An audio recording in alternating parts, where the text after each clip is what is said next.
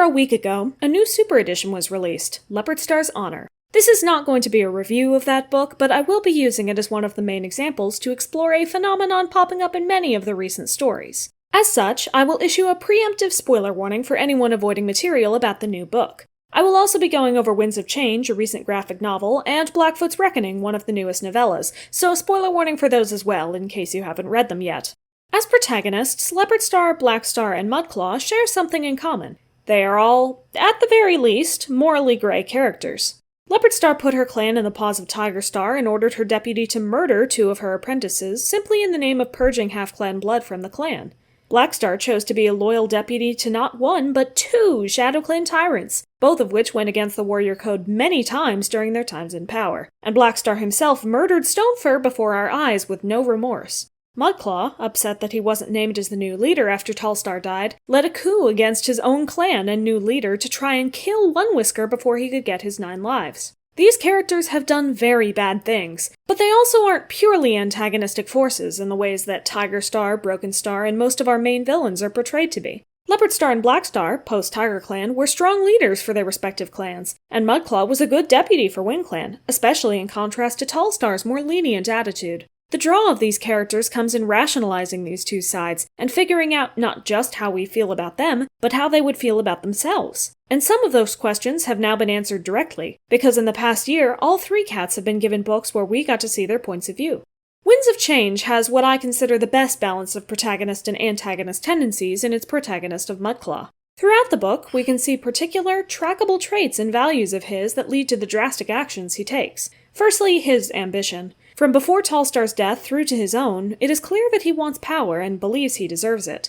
Once One Whisker steps up to be leader instead, with Ashfoot as the new deputy since he himself refused the offer, he becomes self-pitying, wonders what he is without the power of a deputy and what he could possibly do with his life. He refuses to even step up and help the clan in the multiple times he was asked by various different cats since he wasn't deputy. And it isn't something he can get over easily either. Even in a casual, unrelated conversation with his littermate Tornir, he still ignores the topic and brings up One Whisker's new leadership and his worries about the situation.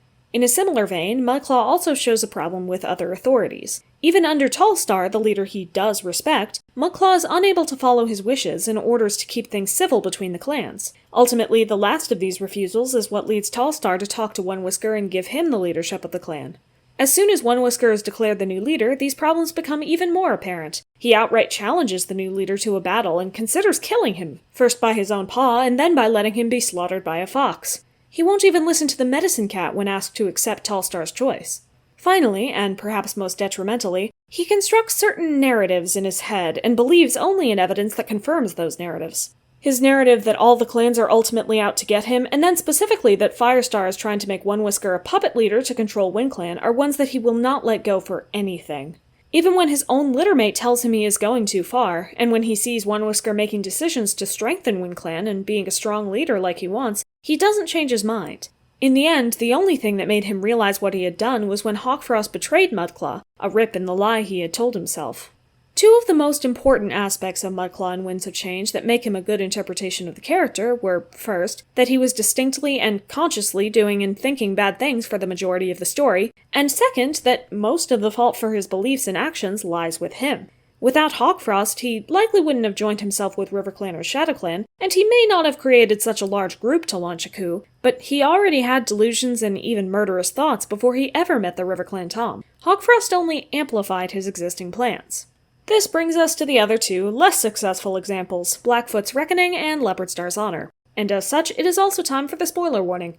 I won't go over many specific plot details for either of these books, but I will be discussing the way they wrote certain key sections and the overall impressions they give of the main characters. If that is something you'd like to avoid, bow out now. I'll give you some time.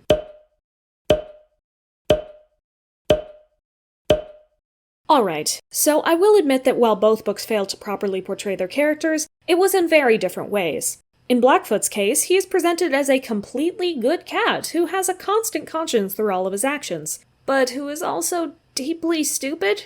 He felt bad for Brokenstar and Tigerstar based on their parentage and exile, and only bound himself to them out of loyalty.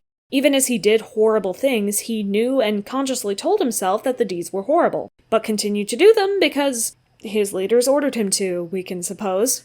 But if he knew they were bad cats asking him to do those things, what exactly was stopping him from just not following orders?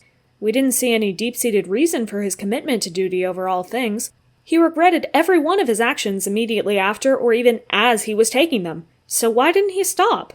Well, the book doesn't give us a good answer, and it can't because it refuses to compromise his moral purity. From the reader's point of view, the blame still lies with him because he has every chance to stop and never did. But he is also framed as a good cat who knows what is right and wrong and won't struggle to lead ShadowClan properly once it's in his paws. That doesn't quite fit with the unapologetic, stubborn, stern picture of him we get in the first and second arcs of the series, and as a result, this whole book feels like an inaccurate depiction of his character.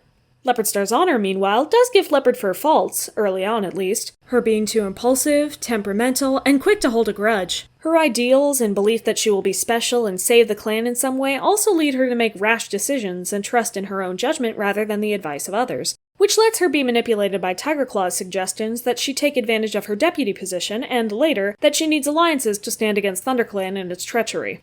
All of this could have been good reason for her to accept Tigerstar's offer and create such a warped state of mind for herself that she made the horrible decisions she did, and only later came to regret them when she realized what all she was wrong about. However, the latter half of the book changes the direction dramatically. Rather than being rash, aggressive, irrational, and self-aggrandizing, the combination of a bunch of deaths she couldn't prevent and the rhetoric the leader Crookedstar and her father Mudfur have been forcibly pushing on her for the whole book turned her into a hesitant, self-deprecating mess who worried about every possible risk and didn't do anything at all for fear that it could hurt her clanmates. And this new character is one who doesn't fit nearly as well into the role she has to fill when the topic of TigerClan comes up. Even before TigerClan was formed, Leopardfur had already been witness to plenty of examples of Tigerclaw betraying her and his own clan. However, in her desperation, she did decide to ally with Tigerstar's ShadowClan and together take down WindClan and ThunderClan too, so that all the clans could live as one and her clan would have more places to find prey, with the river poisoned. Very quickly, Tigerstar abandoned all of his promises and started subjugating RiverClan, now TigerClan, and Leopardstar herself. Leopardstar is angry and knows everything he is doing is wrong, but is scared of him and unwilling to even speak up and help her clanmates when they look to her. It would be bad enough if her brand new subservient nature was causing her to passively let her clanmates be hurt, but under this premise she also actively hurts them by exiling Mudfur and ordering Stonefur to kill Featherpaw and Stormpaw.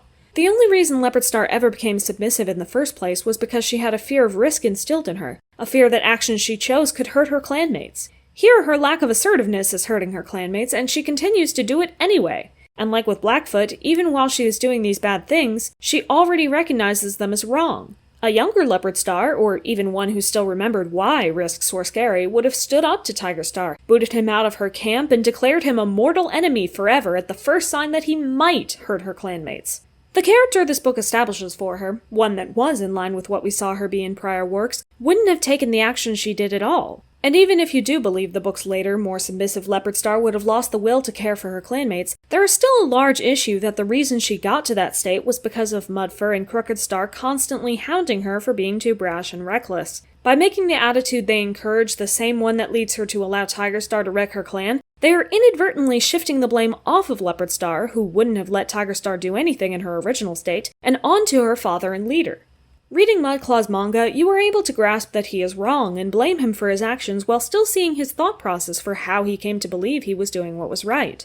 However, in Blackstar's case, he is given far too much moral purity, and in Leopardstar's case, the blame is shifted off of her and onto other cats. In both cases, the portrayal feels inaccurate, and a reader will come away not with the understanding of how someone's mindset could be warped to cause them to do bad deeds, but with confusion or pity over seeing a good cat do bad things when they could have, and even would have, made different choices.